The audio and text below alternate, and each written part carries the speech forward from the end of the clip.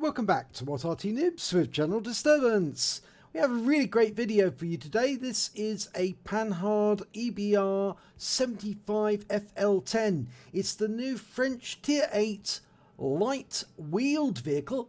The new vehicle that's just come out, and most of the CCs are now trying it out, and quite a few friends of Wargaming as well. Now I've managed to get hold of one of these beasts, and I'm currently driving around the maps having a ball. It's a real hoot, this tank. So much fun.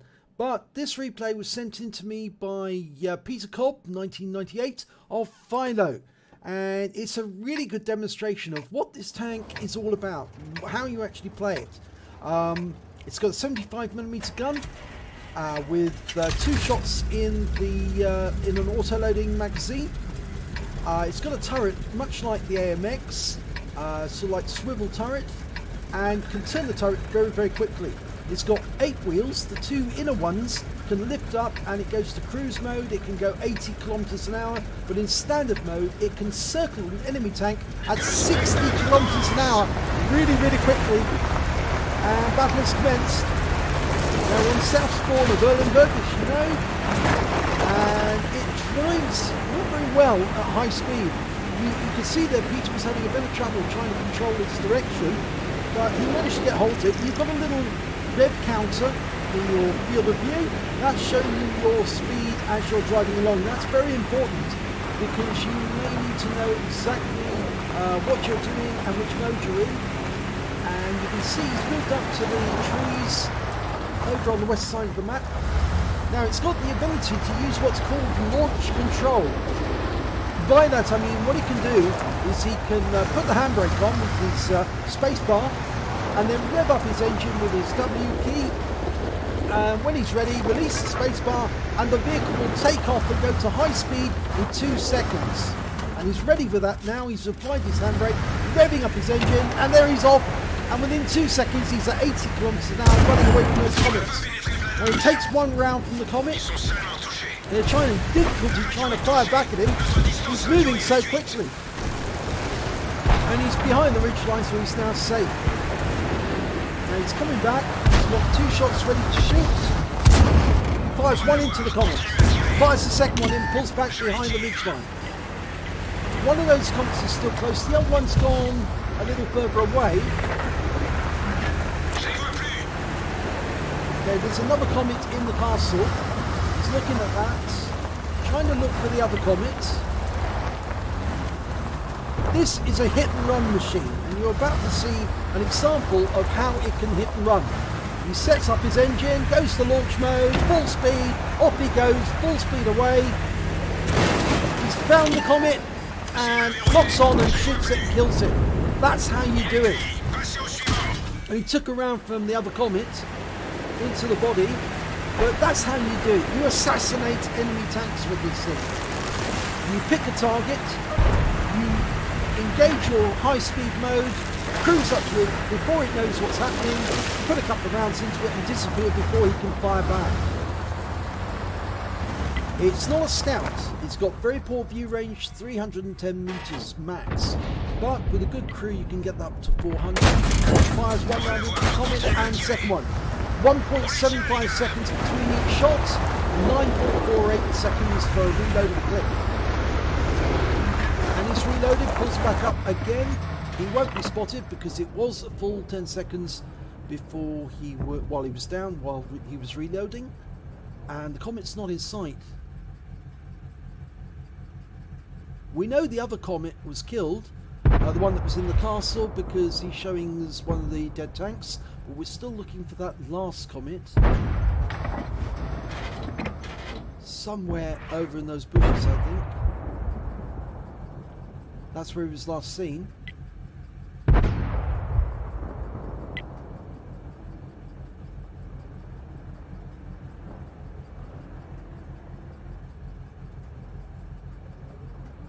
Still no sign. He needs to know where the comet is, because he can't just drive out there and try and find it. He's got terrible view range. If the comet sees him coming, then obviously he'll be ready for him. Oh, there's the comet. Spotted him. He's actually still below the ridgeline, but he was seen by the T-71. And in fact, actually, he's exchanging fire with the T-71. And he killed him.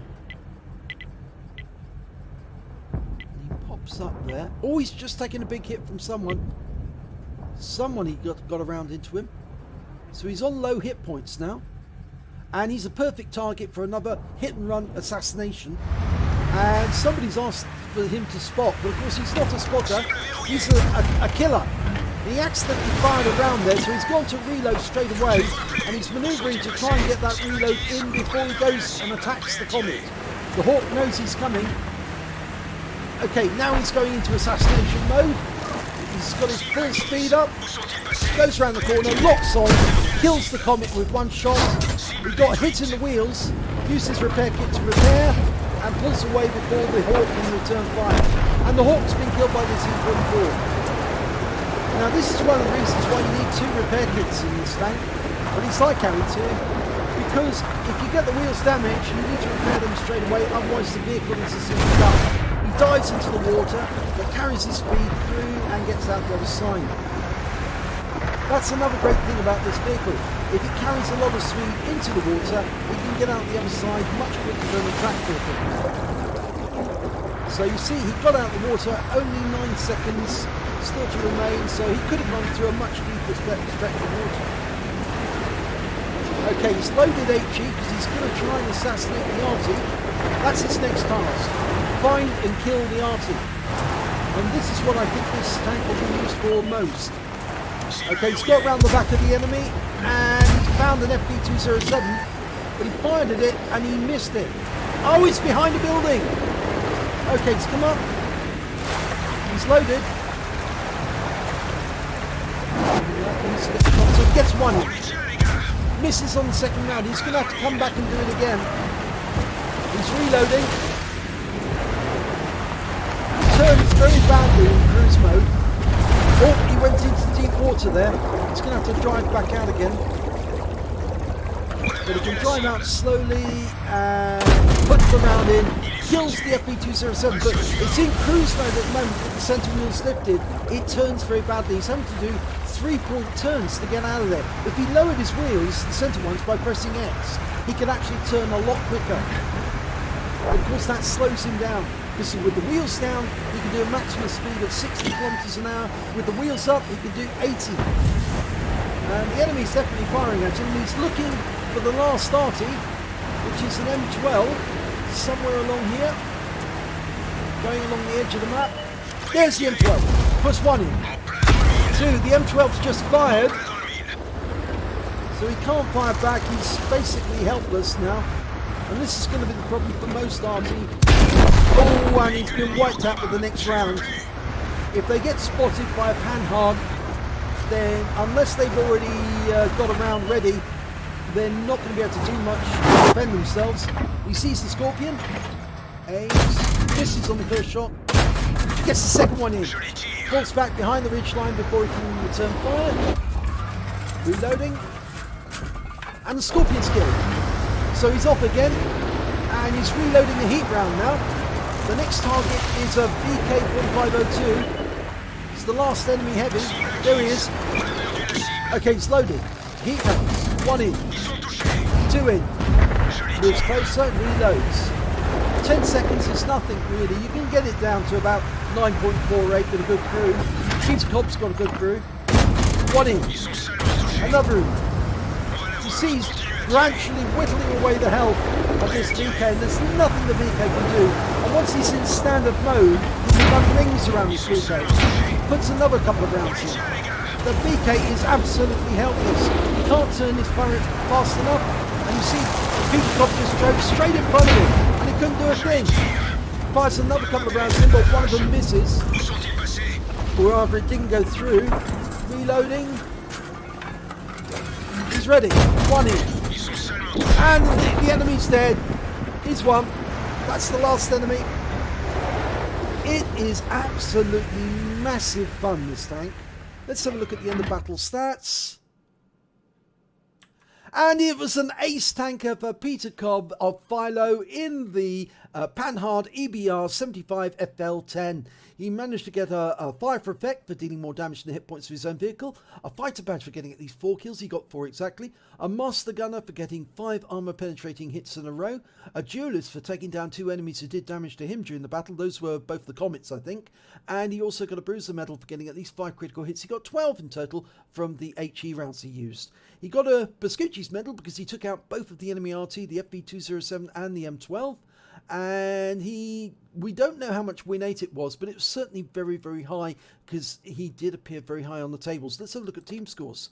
Well, he didn't get the highest amount of damage. He came second on damage. The Object 704 did 3,843 hit points of damage, and he picked up the high caliber.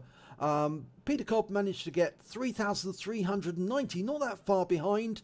And the next highest scorer was the IS-3A on the enemy team with 3,025 hit points. The Object 430 on the enemy team managed to also to get a Pascucci's medal, by the way.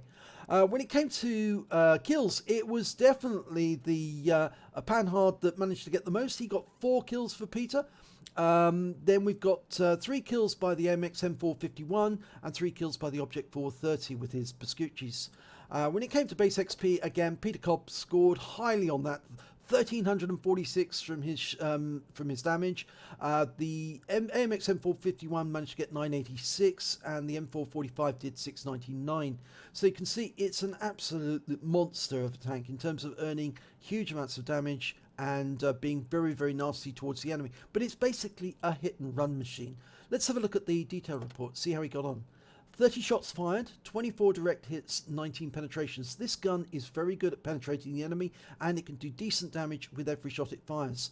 He also got splash damage on 2 rounds as well.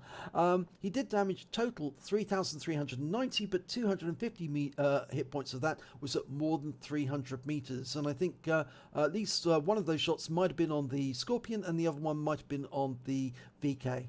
He received 3 hits from the enemy, and all of them went in. 2 of them were from Comets, and the other one was from the Hawk, I think, who managed to get him in the tracks.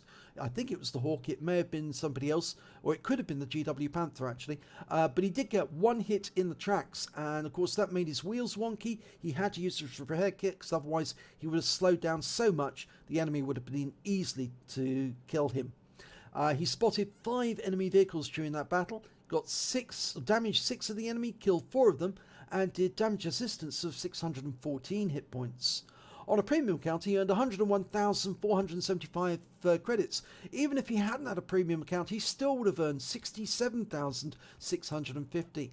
And he got 60,658 for completing the mission and events, 5,288 for compensation for damage caused by an enemy, a teammate who actually accidentally shot him, and his total came to 167,000 credits, 421, and after repair, ammunition resupply and consumables, and remember he did fire a lot of heat towards the end to take down that VK, he still ended up with a profit balance of 122,695 credits. Now I do take into account the fact that this is during the holiday season, and of course there's that massive 60,658 for completing the mission and events, and even if that was taken off, this total would still be over 60,000 in credits. So you can see it's a very big earner. Even if you have a good as battle as Peter, you're easily going to be taking home a lot of money, or a lot of credits anyway. He received 1 bond for the Pascucci's, also picked up 2019 XP, got 1,111 for completing the mission,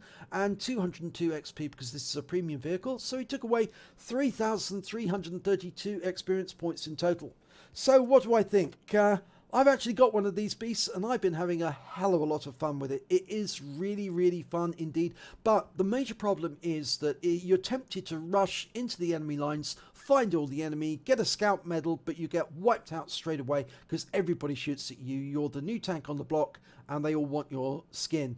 So don't try and take on all the enemy at once. Do try and do what Peter did, which was to actually try and locate the enemy, find him, spot him, and then try and get away from him. Then pick your moment, pick a target, an isolated target who's got low hit points, who's on his own, and then you can run up to him while he's not looking and assassinate him. That's what this tank is all about. It's a hunter-killer. It's an assassinator. It runs up behind somebody, does a hit and run, and disappears again before they can do anything.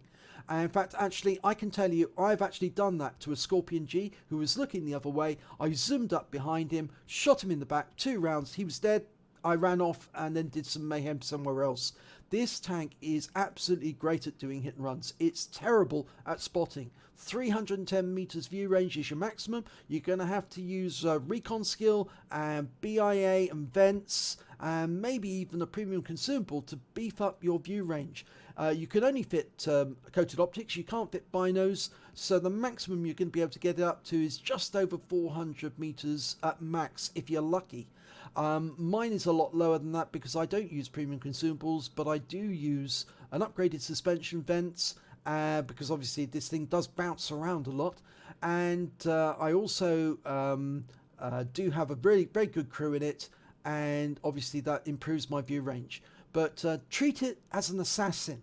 If you don't try to scout in it, because if you do and you come across more than one of the enemy at once, you will be killed straight away, because one of them you'll shoot at, the other one will shoot at you, and once he's damaged your wheels, and it's very easy to hit your wheels because it's got a very big side profile, so if they hit the wheels, you'll slow down, and that moment they'll actually get you, they'll kill you.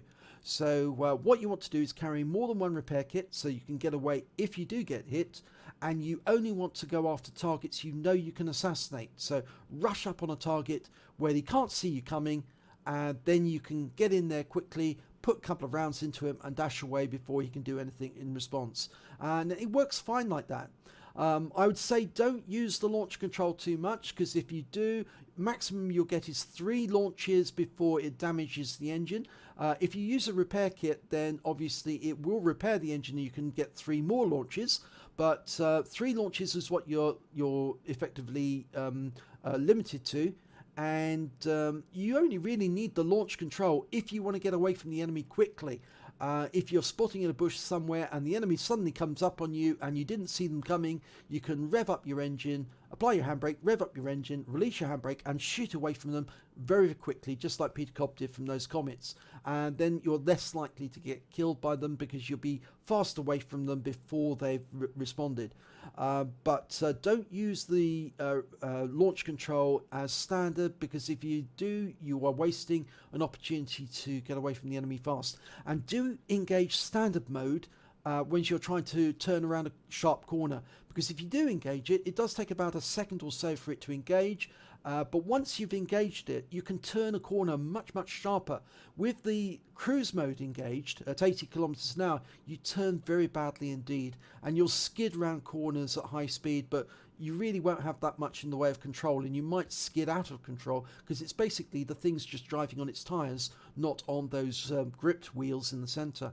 But if you put those wheels down, you can do very quick circles around a target. So you can do a death cycle around them. They can't do anything in response because they can't aim at you.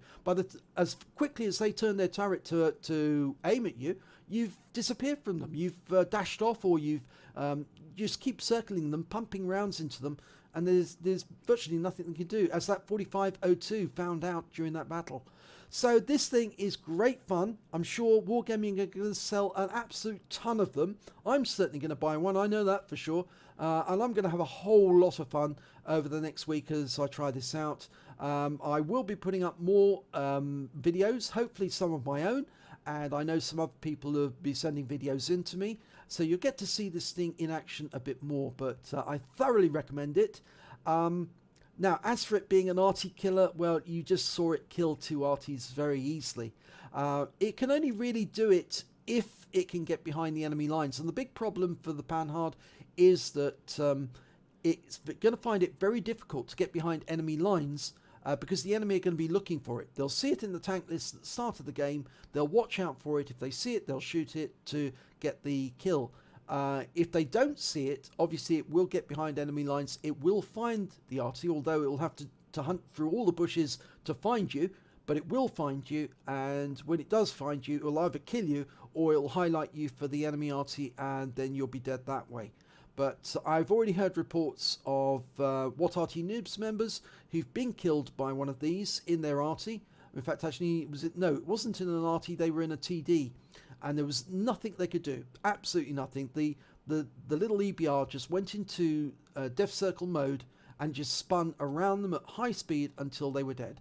And so there you have it. It's a fantastic little tank. I'm sure Wargaming can have a lot of fun with the tier 9 and tier 10 ones, because I've heard the tier 10 one's got a 105mm gun and can go up to 100 kilometers an hour, or in fact over 100 kilometers an hour. And so one of those tanks is going to zoom around the battlefield at high speed, but everybody will want to shoot it. And so I don't think they're going to have a good game if they do get shot. They're going to be on wonky wheels, but it's definitely wacky races. As Nikki of Philo said, it's definitely wacky races. It is the push me pull you tank. It can go as fast forward as it can backwards. But I think it's a great deal of fun and I love it. I definitely want one of these. So do enjoy, and hopefully I'll have some more videos for you soon. If you enjoyed this replay, please give it a like and do subscribe to our channel, and hopefully it'll be your replay that I'll be featuring in the next video.